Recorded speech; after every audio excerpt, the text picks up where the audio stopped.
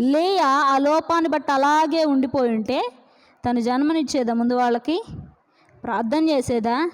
లేదు. కానీ దేవుడు నాకు ఇస్తాడు, నా భర్త నన్ను చేదరించుకున్నా, నా చెల్లి నన్ను చేదరించుకున్నా, వాళ్ళ నాన్న కూడా ఏం చేశాడు, ఇంకొకడు రాడేమో ఎవరు అబ్బాయి అని చెప్పి వచ్చాడు కదా అల్లుడు అని చెప్పి తనకి ఇచ్చేసేసాడు. తన ఇష్టాలు ఏమైనా కనుక్కున్నాడా? ఇచ్చి చేసేసాడు. ఎవరు తనను అసహించుకున్నప్పటికీ కూడా తను దేవుని యందు నమ్మకించి ప్రార్థన చేసింది. దేవుడు తన ప్రార్థన విన్నాడా లేదా? ఎవరికి ఎక్కువ సంతానం ఉంది? లేయాకే ఉంది. ఎవరు ఎక్కువగా ఉన్నారు యాకోబుతో? లేయానే ఉంది. కాబట్టి అది గుర్తుపెట్టుకోవాలి మీరు. ఎవరిలో మనం లోపాలు చూపించకూడదు. మనలో ఎవరైనా లోపాలు చూపిస్తే మనం వాళ్ళని అనకూడదు.